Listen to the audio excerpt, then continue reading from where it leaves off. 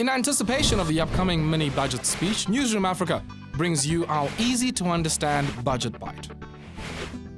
Let's start at the beginning. We all know what a budget is, but do we all know what the mini-budget is?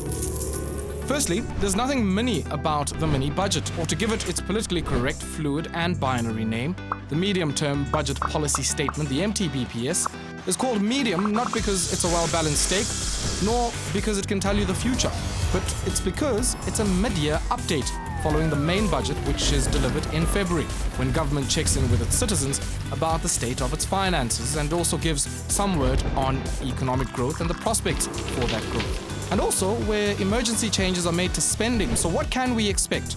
If we had a medium, they could have told us that the outlook for growth is likely to remain below 2 percentage points for at least the next 2 years.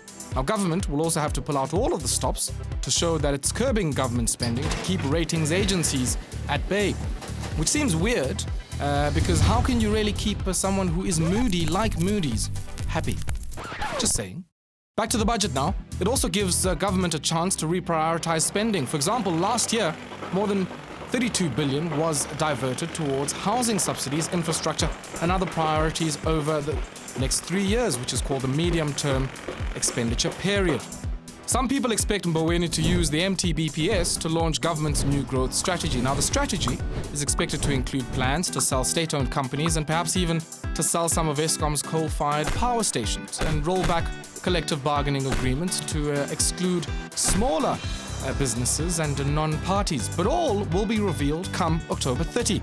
In the meantime, you can impress your friends with your new knowledge at parties and sound like you've been doing this for years, just like the politicians do. Don't miss the Medium-Term Budget Policy Statement on October 30, 2019, brought to you by Newsroom Africa, Channel 405.